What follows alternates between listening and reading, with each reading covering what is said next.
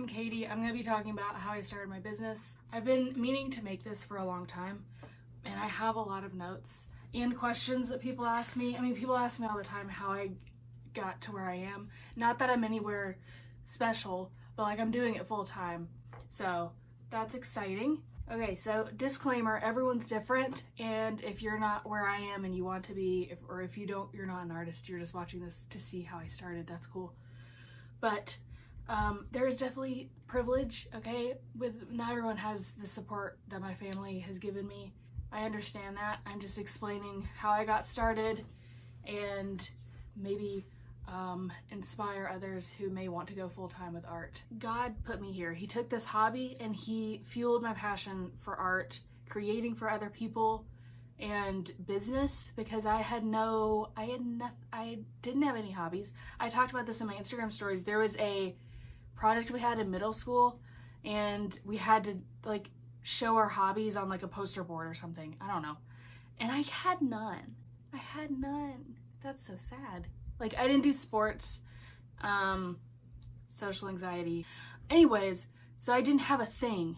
And I remember thinking that. I remember sitting on my mom's bed and being like, I don't have a thing. I don't have a hobby. Like, everybody has a thing and I don't. And then I found painting. And it's like God took that idea and just ran with it. You know what I'm saying? Everything I have is from him, of course. And I'm so thankful that I get to do this now. My mom has helped me from the beginning, and she's just such a big part of my business, especially now. Like, could not do this without her. She answers my emails, she sends proofs out to people, she helps me pack orders. She's done that from the beginning. I just want to put that out there. It's not all me at all. Okay, I'll just tell you how I got started. So I have always been kind of creative, but I never painted until I was 15, and I just decided to because my friend Annie, shout out to you, Annie, told me she was going to Michael's to get supplies, and I was for like painting, and I was like, what? I want to do that. So I did, and it was spring break, and I was just bored. This is actually a picture of me painting the first one that I ever did. So there's that. I then started posting them on Facebook. I probably posted them on Instagram too, but I made like a Facebook page. Well, not yet. I just did them on my personal Facebook, and my friends and family, actually a friend from my school, I was making like monogram canvases, and she wanted to buy one, and I was like, huh? And then from there, friends and family were wanting to buy stuff. It was definitely the personalized stuff that hit off first, like that monogram. It was the monogram canvas that I sold first. And I'll try to find it and put it here. If I can't, then I'll find another one similar.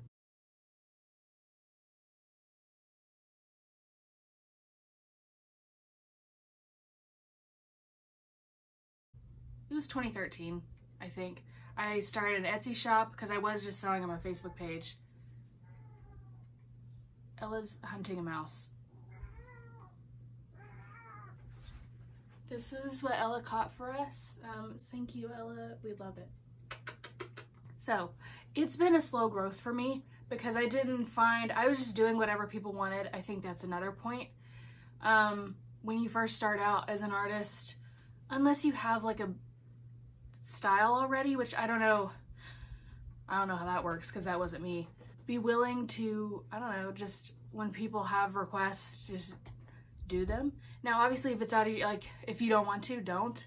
But that's how I tried, like, you know, you gotta try stuff to see what you're good at and what you like. And you need those customers at the beginning. I mean, always, but especially at the beginning to get you rolling. Anyways, now I'm 22. I went, like, really full-time this past year because obviously I've been in school. I went to a year of college, which I'll get into. Quit college, and then worked at a preschool. I did that for 2 years just for fun and to get out of the house, and I love working with kids too. But I became too busy once again. To get things done, I need the whole day, and when you start off doing something else and then coming home, especially working with kids, I was like, I just wanted to sleep. And I was like, I don't want to do anything. I don't want to do orders. So I have definitely thrived being full-time this past year. So let's just recap. The things that got me started was just starting. Okay, I sucked at first, but I had amazing friends and family.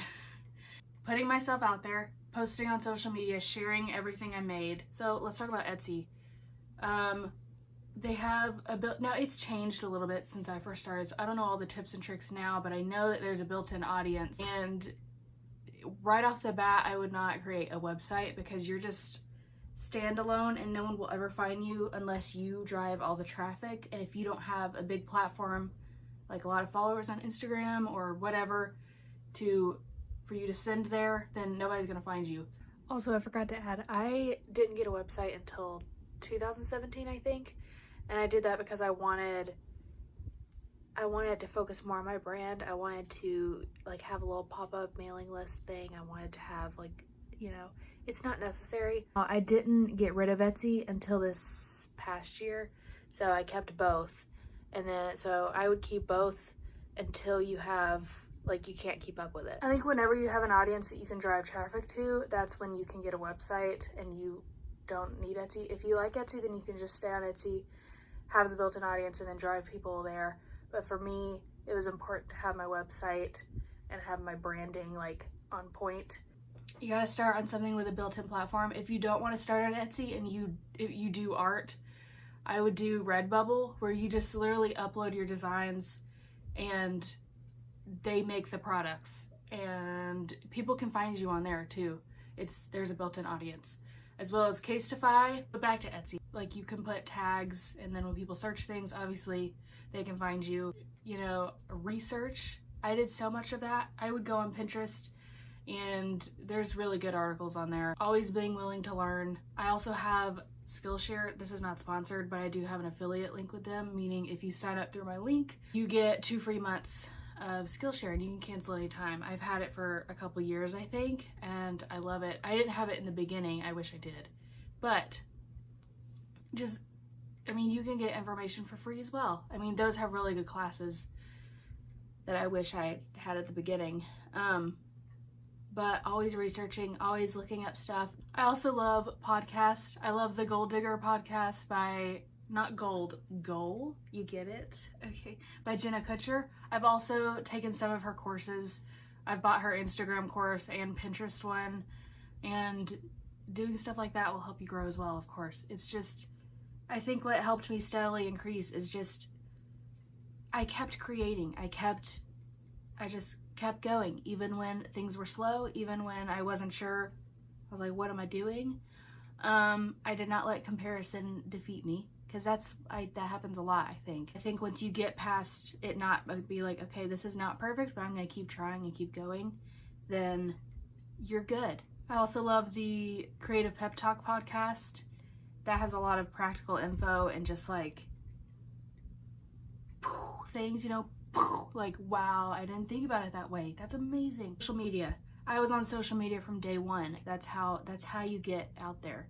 Now, at first, it's going to be slow, of course, but you got to keep going. Collab with people, collab with other artists, do giveaways. I used to do giveaways all the time, like group ones. It's a way for you to connect with your audience, so why would you not take advantage of that, you know? Not to mention, like, TikTok recently for me, my first one that blew up was just sharing my process, just sharing my story. And that is a huge way you can connect with people, is just sharing how you do what you do, what you do, why you do it, and learn to adapt to new apps like that and to new platforms, because every platform is different and you gotta know what to do. Because I've seen businesses that don't share their process at all, and I just don't feel a connection to them, you know, like, show your face, share your story, like, often, share your process. I want to see. It's just interesting. I want to see what goes into what I'm buying. I think what really led me to being full-time is finding my, like, focus in my business, like the focus product. I found my niche? I don't know, whatever. Once I found my thing within art, then I knew my audience, and finding your people, like, once you have that focus in your business, then you can grow because you know your people. Like with Facebook ads, do not do those unless you like have a target audience. Facebook ads did not work for me until I started doing pet stuff, because then I could target okay, people in this age range, which I found from Instagram will tell you that, and Google Analytics, I have that as well. And I would target it at pet people.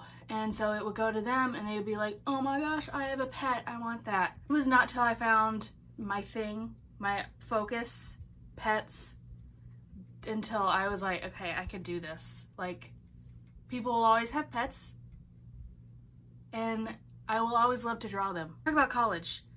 Ooh, girl.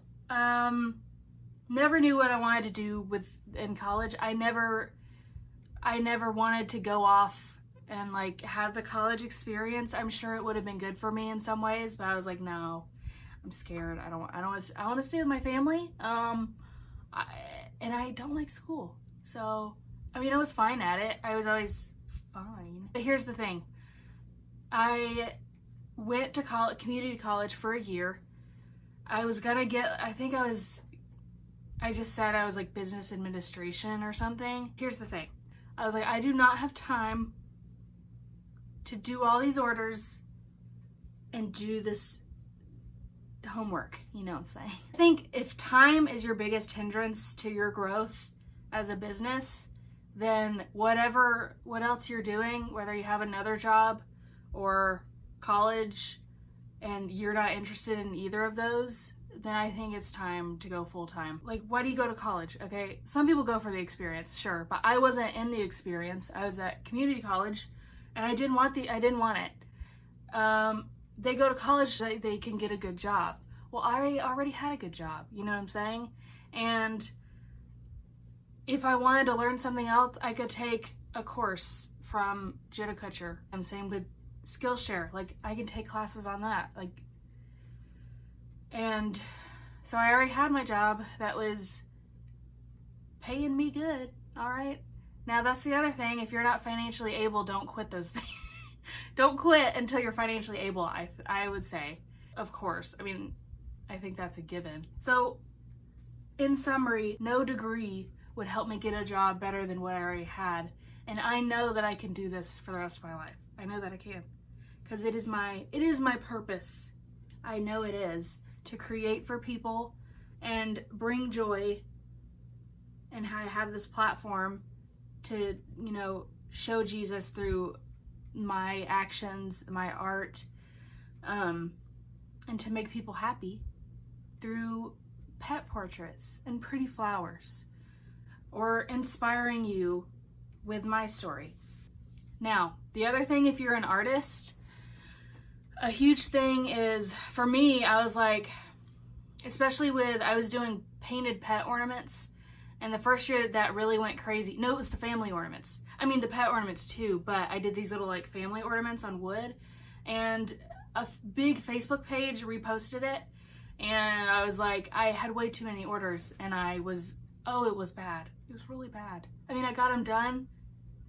Here's the thing, it's hard to grow when your business is handmade because you're the only person doing it. Now, some people I've seen have gotten other people, you know, they hire out, but as an artist, you're like, okay, wait, I'm the artist. I'm the only one who could do this, which in some cases that's not true. But for me, it was. I was like, I am my brand, and I'm not really looking, I don't want to hire people to draw for me. That doesn't make sense. 2016, I got an iPad, Apple Pencil, and the app Procreate, which is a godsend. But digital art was a turning point for my business, like, for sure.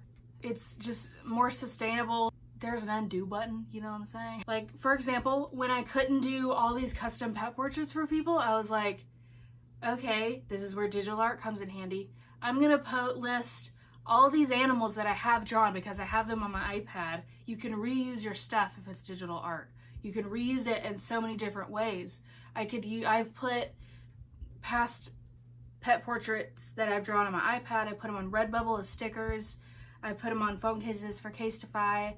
I've done the Choose Your Pet prints where it's just reusing old drawings in different ways. Sometimes they edit those, but that way, like, nothing is wasted. And of course it's special when you have something original and only that person has it, but how much better is it that all these other people can have it too, because I can't hand paint everything and make it original for everyone. That's just not how it is. And that's not how I can grow.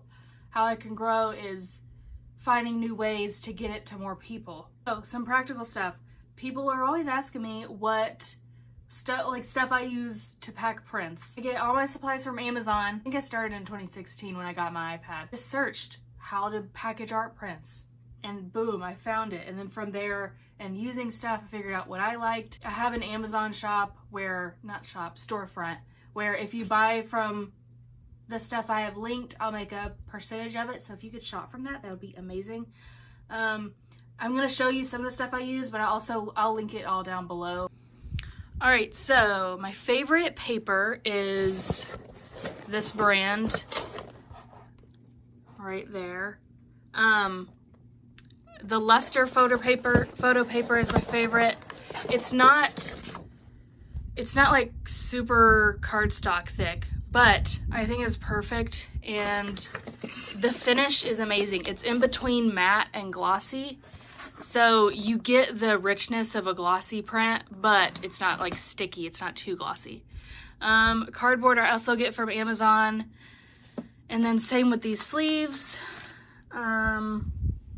I have like a bunch of random boxes. I just buy them for what I need. I get those on Amazon as well. And then the mailers, Amazon, they will be linked. Printer is a Canon Pixma Pro 100. I've had it for, I guess I got it in 2016, maybe 2017. It's amazing. It has held up so well. The ink I get on Amazon. My trusty Dymo printer, I got that on Amazon too. I think I use that to print my labels. It has held up well. It gets finicky sometimes, but it works. My iPad is the newest version, I think. It's the 11-inch, and I would get the newest one if you're gonna get a new one, which I think you would anyways, duh. But it charges, your pencil charges on the side. Normally you would have to stick it in here, and it was just a hassle, but that is the best thing to ever be invented. This is a Procreate, the best app ever. Totally worth the money. Yeah. Also, I use Vistaprint. I've always put little cards in my packages. I think that's super important. And I even hand wrote it on my iPad, so it's like a handwritten note.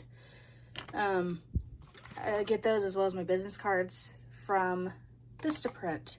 Stickers, those are important. Got those from Amazon. I put these on all my packages, Vistaprint, and then I put these on the back of my prints, Vistaprint as well. Okay, so I had some questions. I asked people to ask me questions, which I answered some of them, a bunch of them in the video, but there are some that I did not, but I thought I would just, whatever. Someone was asking about taxes and how you know all the rules. Google, also an accountant. Like, that side of it, I will be honest with you, I'm really bad at, and I don't care to learn. I just want someone else to do it for me. I can't handle it. Someone asked what the hardest part about working from home was, or is, and it's definitely the loneliness. Now, here's the thing. I'm always at war with this in my head, but I love to be alone. When I'm alone, I'm obviously not socially anxious. When I'm around people, I get very socially anxious, and I'm obsessed, look it up. But I think it's being alone all the time and having to make an effort to go places. Like, I have to be like, okay, I need to get out of the house. I need to go somewhere. And once you're in the house, you're like, I don't want to go anywhere. Now, of course, if you have like kids, then I'm like all alone all the time. Now, if you have kids, that would be even harder to get things done. So you go you. I hope that's me one day. It's finding the motivation too. I made a schedule for myself, an ideal routine at the beginning of this year, and it's to wake up at 8 a.m. and finish working at 5 p.m. I usually finish working at like 10 p.m. so but it's so good. You need to set boundaries. Like, you need to. Okay, someone asked if I would hire out as I grow. I just don't know, unless it's My mom helps me. Now, I might in the future need help with that. I just don't know what that looks like. I don't know. And on that note, someone asked, would you ever open a physical shop? I used to have a dream of this a little bit. I remember I made a painting of what my shop would look like. I'll show it here.